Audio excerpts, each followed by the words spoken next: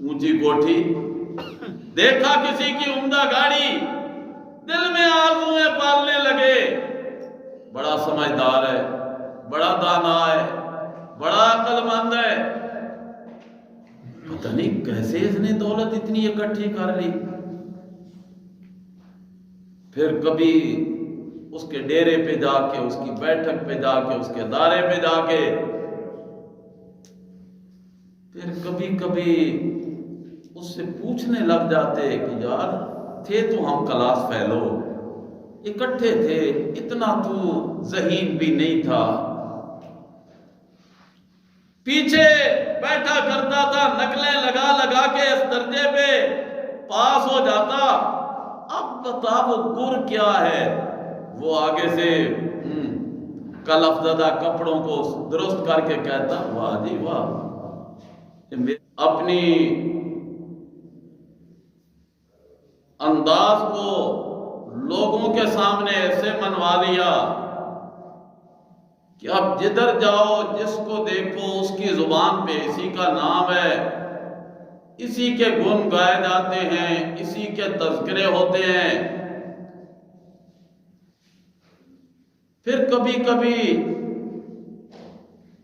دل میں تمنا بھی اٹھنے لگتی ہے، کاش ہم بھی ایسے عقل مند ہوتے، ہم بھی اتنے سمجھدار ہوتے کہ ہماری بھی رہائشیں، ہماری بود و باش، ہماری چال ڈھال، ہمارا انداز اس درجے پہ ہوتا۔ اور یہ آج کی بات نہیں، زمانہ قدیم سے انسانی فطرت اور جبلت میں یہ بات رچی بسی ہے کہ ظاہر کو دیکھ کے فیصلہ کرنے والے، توجہ، ظاہر کو دیکھ کے فیصلہ کرنے والے، سامنے آئی ہوئی چیز سے نتیجہ اخذ کرنے والے، کبھی کبھی للچائی ہوئی نظروں سے دل میں یہ امیدیں پالنے لگ جاتے اور توقع اور آرزو پالنے لگ جاتے اور کہنے لگ جاتے یا لیت لنا مثل ما اوتی قارون۔ اللہ کا قرآن، دیکھا نہ جب قارون کی دولت کو، اس کے مال و متاع کو، اس کی کر و فر، اس کے ظاہری شان و شوکت کو،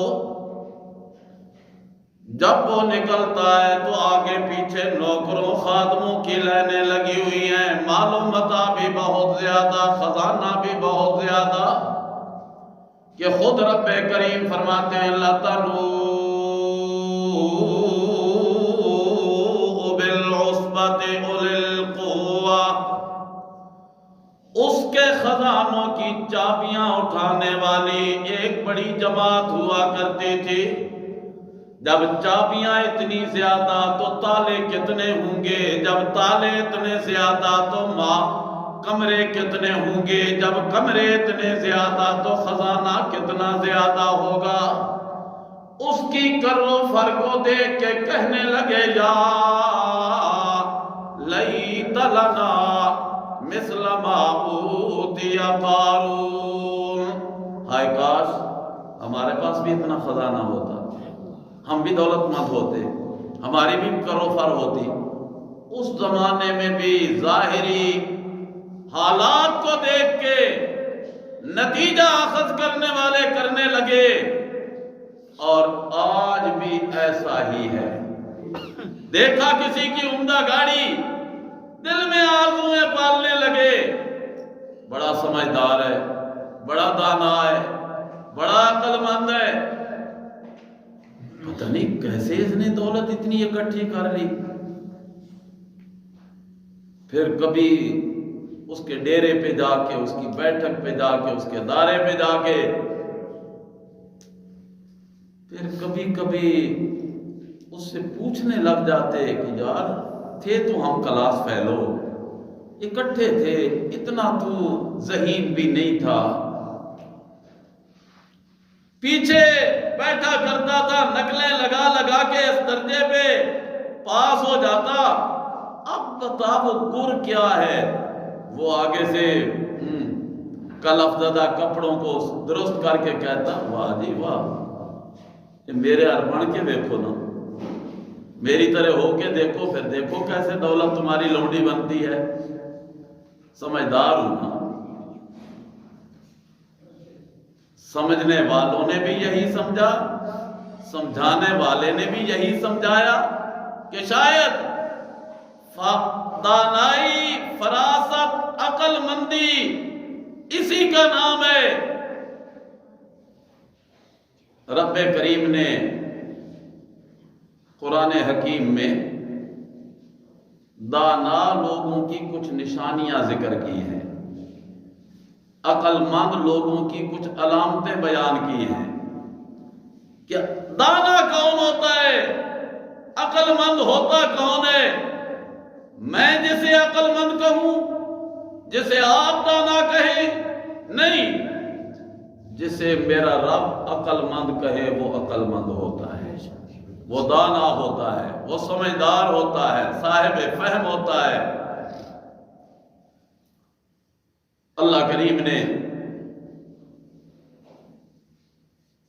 ان کی علامتیں ذکر کی، نشانیاں ذکر کی کہ کون دانا ہے۔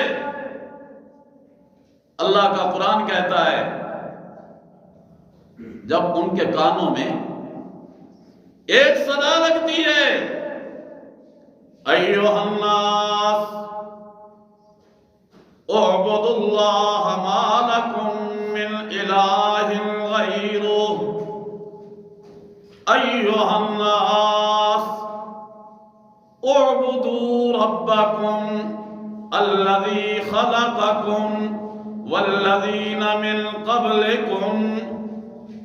اے کائنات انسانی کے افراد، رب کی دھرتی پہ زندہ وقت گزارنے والے انسانوں، اس رب کو پہچان لو جس کے سوا تمہارا حاجت روا کوئی نہیں۔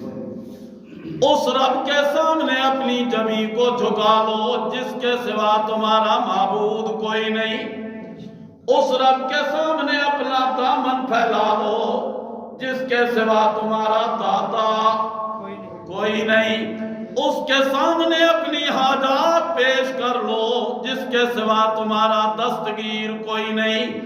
اس کے سامنے اپنی نیاز مندیاں پیش کر لو جس کے سوا تمہارے دل کے حال کو جاننے والا کوئی نہیں۔ تمہاری زبان سے نکلنے والی مختلف بولیوں کو سمجھنے اور اس کے مطابق تمہاری جھولیوں کو بھرنے والا کوئی نہیں۔ اعبدوا اللہ، اعبدوا ربکم، اسے پہچان جاؤ، اور اسے پہچان لیا تو عرش والا کہتا ہے جس کے ذہن میں، جس کے خیال میں، جس کے دماغ میں، جس کے دل میں میری پہچان ہو گئی وہ عقل مند بن گیا۔ کیا بن گیا؟ کیا بن گیا؟ آئندہ کسی کوٹھی والے کو عقل مند نہیں سمجھنا، یہ دل میں تمنا آرزو نہیں پالنی کاش میں بھی ایسے ہو جاؤں۔ دنیا داروں کو دیکھ کے تمنا نہیں، رب کے سامنے جھکنے والوں کو دیکھ کے تمنا پیدا ہونی چاہیے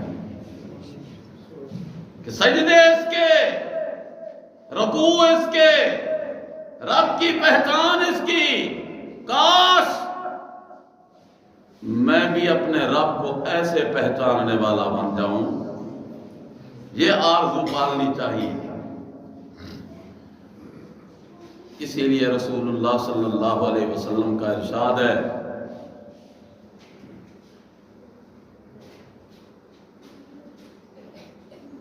اپنی دنیا بنانے کے لیے، دنیا بنانے کے لیے اپنے سے لوگوں پہ نظر رکھو، دنیا میں خیر رہے گی، اور اپنے دین بنانے کے لیے اپنے سے اوپر دینداروں پہ نظر رکھو، دین تمہیں مل جائے گا۔ پتہ نہیں سمجھ بھی آئی کہ نہیں؟ اپنے مکان پہ راضی نہ رہو نا، تو ذرا جھونپڑیوں میں رہنے والوں پہ غور کرو، تمہیں اپنے مکان کی قیمت معلوم ہو جائے گی۔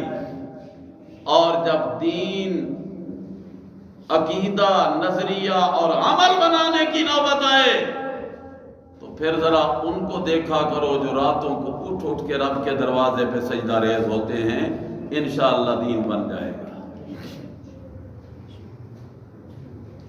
علامتیں ذکر ہو رہی ہیں عقل مندوں کی کہ جو ہی کانوں میں صدا آئی، آواز آئی، پیغام آیا، فوراً کہنے لگے ربنا اننا سمعنا منادیا، اے ہمارے پروردگار، ربنا کہو نا، ربنا ربنا ربنا، اے ہمارے پروردگار، عزتوں کا مالک تو، زندگی کا مالک تو، ہمارے بود و باش کا انتظام کرنے والا تو، ربنا، نیز سے ہست میں لانے والا تو، عدم سے وجود بخشنے والا تو، ہمارے پیٹ کو روزی سے بھرنے والا تو، ہمارے ایمان کو قرآن کی دولت سے سنوارنے والا تو، ربنا۔